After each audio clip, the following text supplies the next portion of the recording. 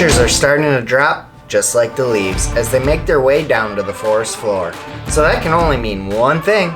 November is on the horizon and we're another day closer to the rifle season here in Michigan. The boys and I packed up our gear and headed over the bridge and into the 906 territory for another scouting trip. After a long day at work and a night drive, we finally made it to the hotel where we capped it off with some left, right, center and some cold beers before hitting the woods the next morning.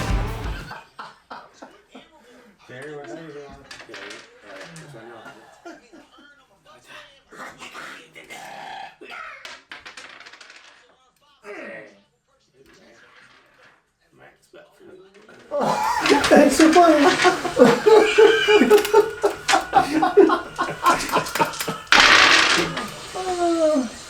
I just warming them up.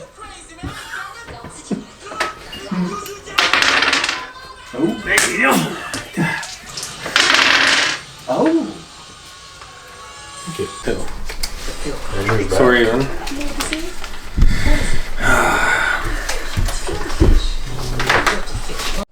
I'll go get those jellies for you. Yeah, try it. It's delicious.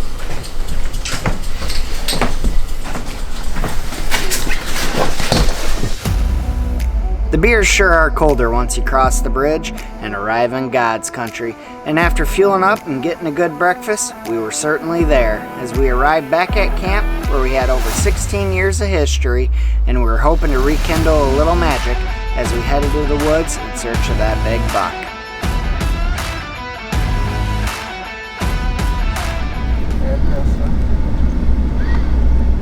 That's the most deer we've ever seen. They're just walking on my zone.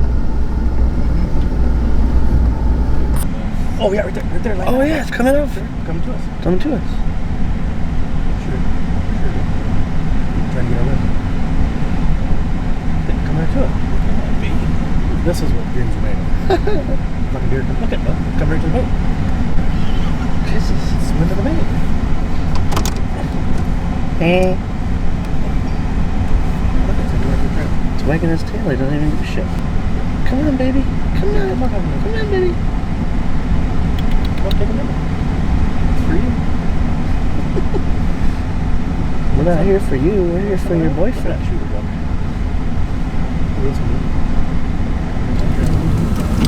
Fucking awesome.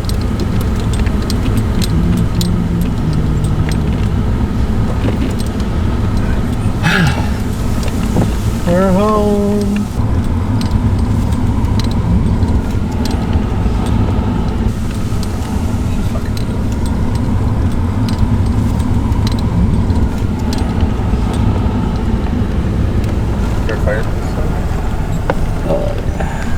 Well, she finally fell. Yeah, the one's up there.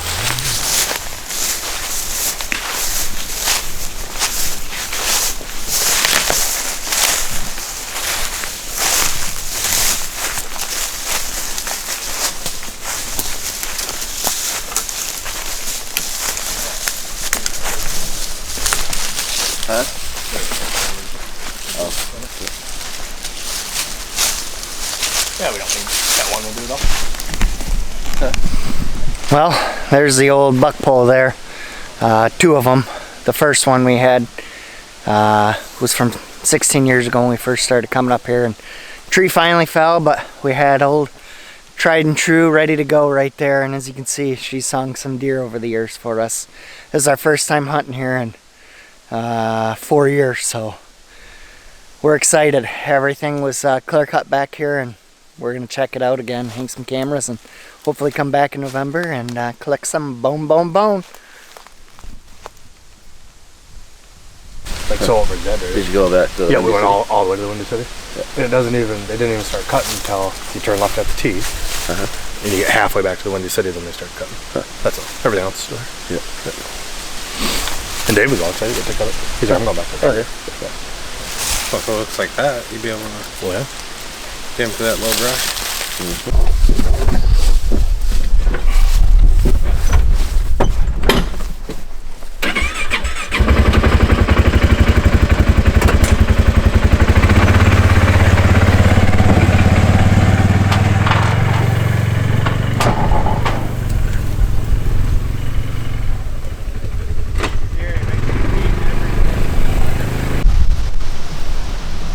take your buggy to my ridge?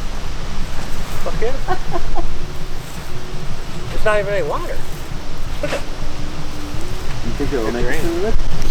Let's get redoing it. No water.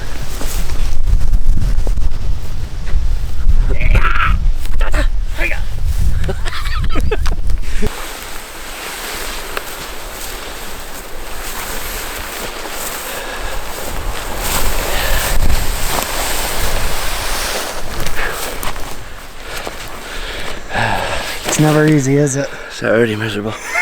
I'm not even eighth of the way there. Well, we're back here in the swamp right now. As you can see, this is an old trail. Many years ago, you used to be able to get your quad down it. There's no way you could do it now. I mean, it's just, I call it, you know, a lake basically, because it is wet as can be. And rumor has it that there's a doser buried back here. I don't know how true that is, but that's what some locals have told us over the years, and there were a couple of them that said that. So I wouldn't be surprised, because there's areas you sink right into, and you better hang on to something, because you ain't getting out if not. But we're going back here in the swamp on my ridge, and it's treated me really well over the years. We still got about halfway to go, and it's not an easy hike at all, but it's been worth it. It's treated me well over the years, so we're going to continue on this path and keep going until we get there.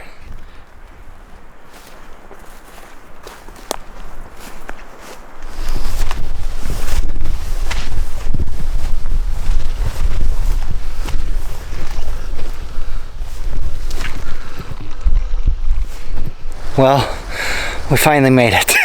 I'm a little out of breath. I'm hot and sweaty, but this is the ridge.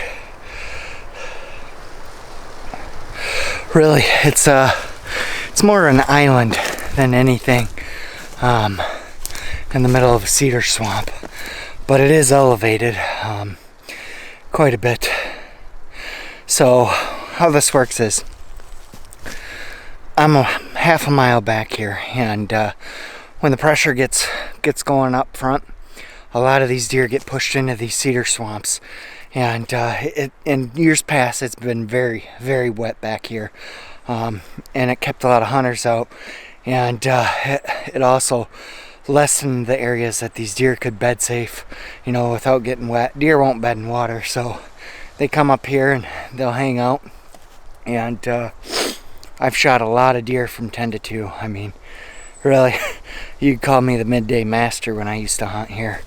I shot a couple of my biggest bucks of my life here. I got a couple nice 9 points and a 12 point out of here. And there's been some monsters on camera. But we're going to end up getting this ready now. Setting up our blind and hanging a trail camera. Put a little bit of bait out, only because we're not going to be back here for a while, and kind of want to get an idea what's in the area. There is farm fields a little ways away from here, and they actually have a lot of deer that come through here and go back and forth. But like I said, we're going to get the blind set up now and head back to the truck. But I want to give you guys a tip for those that hunt public land and really don't want people finding their spots. I've done this for years and it's worked well out here. So what we got here, and this used to be a lot wetter, but I'm gonna use this as an example. So what we got here is an older trail that's overgrown, and people can still go down it if they want. It's visible on a map. So I don't want people knowing where I hunt. I try at all costs to avoid showing any sign that I'm in the area. And what I mean is, people could walk over this right here and just walk through it, no problem, where there'll be footprints in it. I don't do that. I walk around, and I walk around the side so nobody knows that I'm there. So look at this. Most people walk through that or through this. I won't do that. I'm gonna walk through here. Walk around that hole. You won't leave any footprints.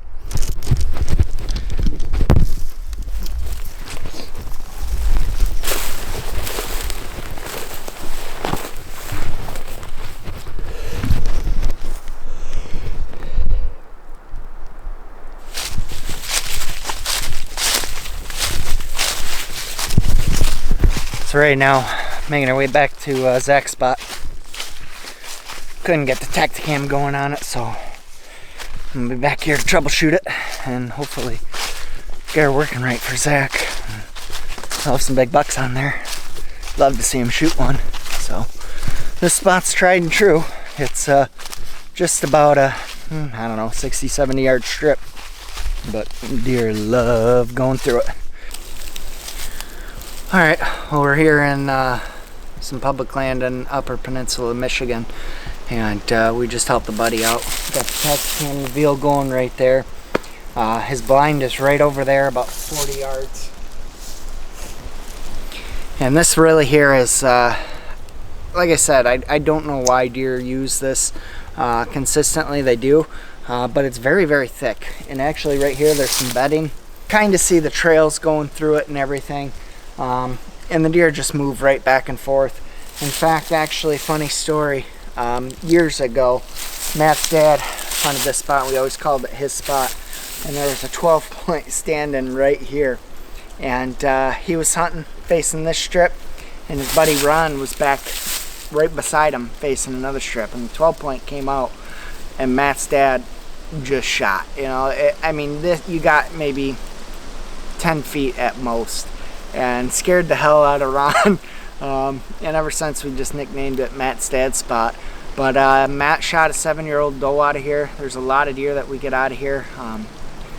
We had one buck. It was nice. I believe it was a 10-point, and had it on here at, like, it was crazy, like 9:52, and half mile away, one of the locals that we know shot it at like 10:30. So the deer travel back and forth through here, but hey, you got to be in these areas because this is so thick. If you find a strip, put a blind there.